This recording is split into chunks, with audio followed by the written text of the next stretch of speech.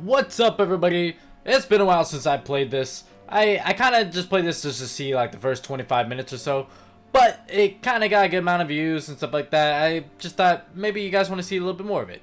Anyways, if you like to see more of this content or content like this, please leave a like, comment, and or subscribe. Alright, so let's see. Let's load. Uh-oh. Oh, here we go. I was about to say, oh no, I didn't save last time. It's been like a week since I played this, or maybe even 2 weeks. I'm not sure. But as far as my memory goes, we are this princess that woke up in like a Rapunzel-like tower, which supposedly has a witch, and this is a rogue or whatever, a thief that snuck in this tower and got captured. And she just admitted she has the things for girls, I guess, and we're trying to steal stuff. I don't know. And she just revealed to us that there was a witch. That was right. And that's about where we left off. Anyways, in action. I cannot stay here. This must be somewhere I can go. Somewhere I can hide from this. Oh, stars. What am I to do? Calm down. What voice I think I tried to do this some weird like southernish accent. I don't remember. How can I? I really been kidnapped and by a witch. Even if we do get out here, how will I ever escape her? She'll come after us, curse us, or perhaps even do something much more worse. Look at me, Amarante. You said my name? Pyrrha rose her eyes. Yeah, looks like I did. Now, keep your cool and come on. She takes my hand and walks me down the stairs. I'll follow on behind her, but I find it hard to keep my cool, as she says. Things are far worse than I imagined. If it were not for Pyrrha, I don't think I know what to do about this. Oh. I try to break free from Pyrrha's hold, but her grips simply tightens. Listen to me. You're gonna keep your cool. Go upstairs and sleep it off. The woman grips continues to tighten, and I start to feel the panic swell up once more. If you see the owner of this place, not a word of this we didn't meet, and we don't know each other. There's no telling what could happen if she found out. You understand? I nod, though I am not completely sure that I do. My imagination is still running away with me. Just what could this witch be like? Go. Pyrrha releases me and nods. I crinkle my hand, slowly feeling the blood rush back to my fingers. Is she scared too? What are y'all looking at? Nothing. Fine, great, whatever. Just help me back in this cell here. I help her shut the cell door and then put the key back on the hook. I don't feel right about leaving her down here though. I do not even feel right about going back to that room all by myself. The stairs have become so dark now. Are you sure there's not some way that I can? Yeah, I'm sure. Just do what I told y'all, right? We gotta make everything look like it's all hunky-dory. Can't run the surprise before we get ready. Cause, ain't a surprise if she knows. I can trust you, right? Or this will work, right? These are basically the same choice, right? I mean, this will work, right? Seems like I don't trust her. And I can trust you, right? Seems like I already don't trust her. So, they both don't seem very good. I'll just ask if it works.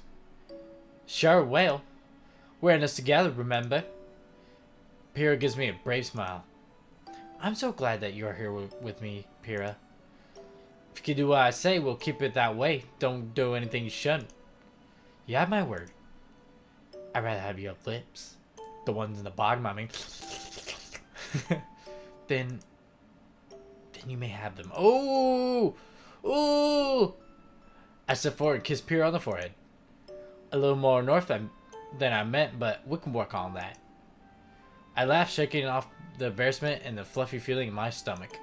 Before I continue my thoughts, Pyrrha steps away from the bars and with one gallant swoop with her arm bows to me. Good night, Hime. Until tomorrow. Good night to you as well, woman of knightly persuasion. We both laugh and I curtsy to her. We start walking up from the I start walking away from the prison, but before I begin the long climb up the tower, I look back. Pyrrha walks further into the cell, where the moonlight casts a stream of white light over her. I do not believe I've ever seen Pyrrha look so still. It's as if the moon had turned her into something that's not quite human. Good night, Pyrrha. Finally, I am back in the bedroom. My thoughts roam free, although I know no good will come of lamenting. I can't find much to be positive about as I ready myself for slumber. We have failed to secure ourselves a way out of this place, and now I know the situation is far more dire than I first anticipated. The only silver lining in all this is when I start to realize there's not one. I think of Pyrrha and how hard she must have tried to shield me from reality. It was almost sweet, the lengths she went to make me feel better. However, I know now I am also very much alone in this room. I start to think what will be when I'm free. Pyrrha and I will find the key. I shall return home, and then no more trouble will arise. As my mind begins to spin the possibilities, an ominous yellow spark flashed before my eyes. I shut them, trying to focus on happier thoughts. Just remember, Amarante, that you are a married woman. What? We are? Or you will be a married woman. Not a single expense will be spared for the wedding, and one cannot miss their own wedding, even because of such things as this. My internal voice does not sound at all like my own, but still, I continue with it in hopes that the yellow flashes of light will fade, that all my worries will vanish along with it. I clutch my head as the lights become brighter. A strange pain begins to throb inside before my eyes. I do not lose sight of what really matters, Amarante. Think the gown you wear, and all the effort put in it by the others. Please, stop. I smothered my face into the pillow, but the pain will not go away, no matter what I do or say or think. Everything around me swirls together, still the sparks continue to torment me. In the veil of pain, the only thing I truly know is that this is not the life I want. I sleep for what feels like hours upon hours. I do not dream. At its simplest, it feels like I'm pretending to sleep. At its strangest, I feel like I'm walking around within pure emptiness. Wow. Though, I suppose one could say that this is a dream and in itself. Regardless of the truth behind it, I'm just happy when I finally wake up. I sit up and look at the door. The events of yesterday slowly returning as I climb out of bed. Is that knocking? Whoa. I look to my clothes and gather them, hurrying to put them on while the knocking continues incessantly. Then I hear the door open and just as suddenly close again. Oh, stars. Oh, Brawl. Oh, shit. Did I skip? I pull my dress over my head and smooth it out, debating whether or not I should mention the improperly. This is a witch I am dealing with, after all. One wrong move and she will turn me into a toad. However, that is no excuse for rudeness. I push my shoulders back, I lift my head up high, and stand in the center of the room, at the ready for whoever is there. You may enter now. Oh, it's the witch. She kinda has one big boob. Strands of long pink hair are the first things I see when the door inches open. The unknown woman shuffles inside, carrying a bowl that looks far too hot for her to safely hold. The moment she lifts her head and our eyes meet, a blush spreads across her face, a face that is far more lovely than I have ever imagined. Could this truly be the witch? She opens her mouth to speak, but then looks back down at her feet. She continues to stand by the door, constantly shifting from foot to foot, not saying a thing. Oh, she's cute. Are you a witch? The woman slowly nods. Did you? She shakes her head, stops, then nods again. The moment passes, and she shakes her head once more. A long, awkward silence fills the room. It's only interrupted by the sound of the woman's hyperventilating. Oh my god.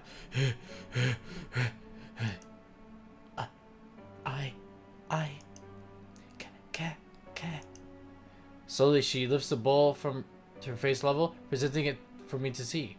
Her hands quiver, but I doubt it is from the weight of the object. I came to... Failing to finish her sentence, she walks past me and places the bowl on a stack of books that wobble from the motion. With that, the woman continues to stand there, keeping her head low, her hands clamped down onto her dress. Oh, she's shy. Please, eat. She motions to the bowl, and the hunger instantly builds up inside of me. It's far too long since I've eaten anything, but there's no way I can trust something like her. She will surely poison me, or fatten me up to eat. Whatever her dastardly plan is, I must do everything in my power to not fall prey to it. I'm sorry. There was no food yesterday, so I got some, but it took The witch mumbles before falling silent again. She waves her hand towards the bowl this time, lifting her head just enough so I can see her lips part and to speak again, but I still cannot hear her. I'm not hungry. She nods and does not move. Her head lowers even farther past her shoulders until she's practically bound to me. Are you not do I make you The woman rocks back and forth on her feet, slowly scrunching up her dress until the hem rises far too high.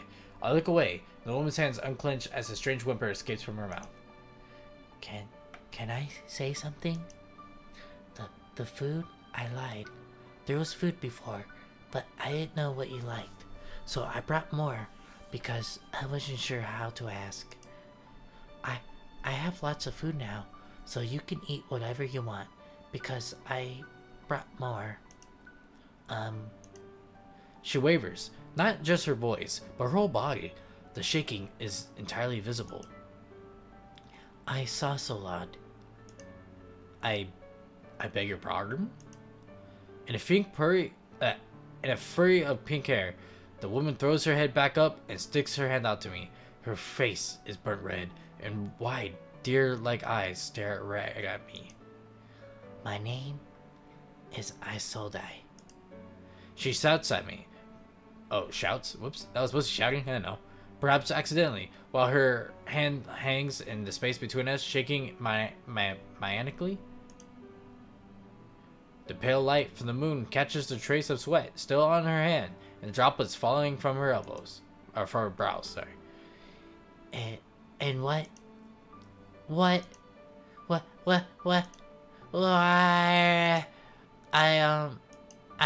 sorry.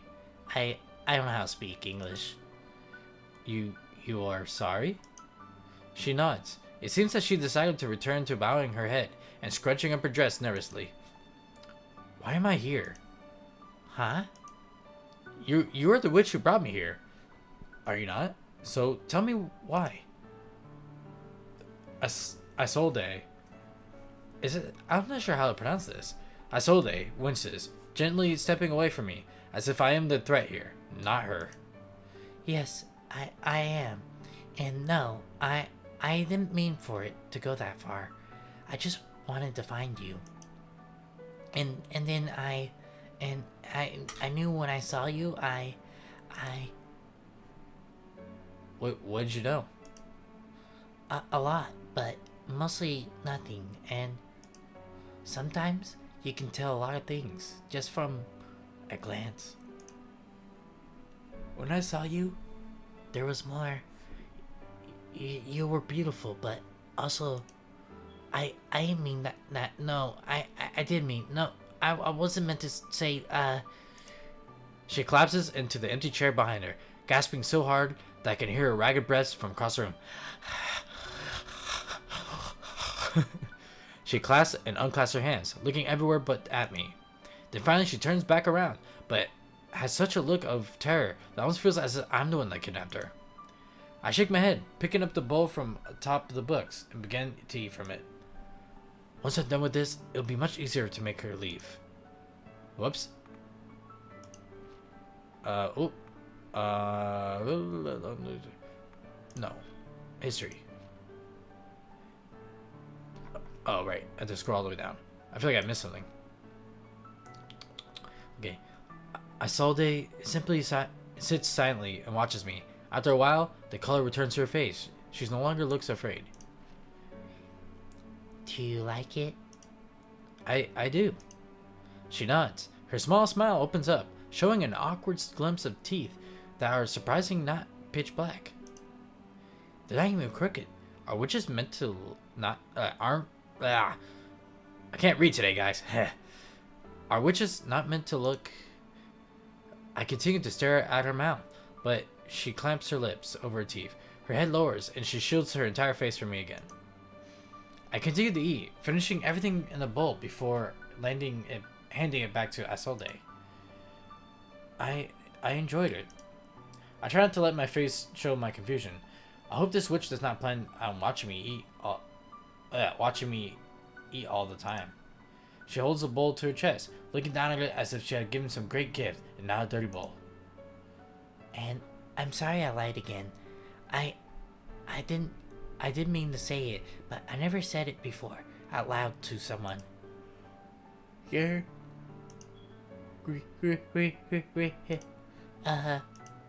The more she tries to speak, the darker the blush comes. She drops her head and nods. Good night. She's kind of cute. A little too nervous, though. Isolde runs out of the door, slamming it behind her. I sit on my bed and my head drops on my hands. I feel the weight of what just passed pressing down on me. The witch was not what I expected in some ways, but in others, I shiver at the resemblance of the way she looked at me, studying me as if I were a butterfly with its wings pinned in the frame. Then the sound of chirping comes from outside. The night is just about to give over to the day, and the fatigue of everything saps its last ounces of energy from me. Removing my dress, I lay back down and try to sleep for a while longer. I'm crying. Why am I crying? I try to open my eyes, but I cannot. My hands will not move, and my eyes will not open, but the tears keep rolling down my face. We thought long and hard about this, Amaranth. Oh, that's my mom. Mother? It's for the best. But my stars, girl, pay attention. Oh, I thought it's still the mother's talking. Father? I look for them in the darkness, but there's no one around. It's just their disembodied voices telling me what they've always told me. What I know better than my own name. Well, I know better than my own name. Blech. Once you are married, you will no longer have this affliction. I'm not sick, I keep mixing the mother and father. There's no way to know. I'm not sick, Mother. Truly I'm not. And if you cannot manage to cure yourself, well, you had the best damn well be more inclined to fake it once you are married. Married women do not have the luxuries of maidens. They have their reputation to think about, and no fathers to rescue them. But I need not to be rescued, Father. I need a woman. I tried so hard to save you from this, Amarante, but your wandering eyes keep you from getting the better of you. Oh, I think they are addressing, that she only likes women. Maybe I don't know. I'm not like that, Father. I've only loved. It's such a waste having her sent away. She was a good maid. Oh yeah. But I loved her. A sharp pain hits me, whoosh, and my hands clench the bed sheets. Still, eyes will not open. Yeah, so I guess I had an affair or something with the housemaid. And the parents aren't understanding of me liking the same gender. Why am I stuck here in this dream, this nightmare? Why am I remembering this? The wedding will be next week. The sooner the better. Then she'll be for him to deal with. In the dream, I get up and run. I run from the shadows of my parents that cast over me, from the pain in my chest, and threatens to burst out at any moment if I cannot get out. Get it all out, and finally not to have to agree with them. I was so close, but then she told me about my confession. It's not enough to simply have her sent away. They're sending me away as well. I keep running until a coldness runs through my body. A light falls from the sky, illuminating all the blackness, and embedding itself within my tears. I never wanted this. Once I finish getting dressed, I decide the best person to see about all this is Pyrrha. She has known the witch longer than I have, and will be able to shed light on what she could possibly have done to make me feel so conflicted. There's no doubt in my mind that those memories are my own, but the feeling I get from them and Isolde cannot be real. She cannot be innocent in all of this. Alright. Alright, buddy. I think I'll call it an episode here. I just want to say, please leave a like, comment, and or subscribe if you want to see more of this content or content like this. And happy Pride Month, guys.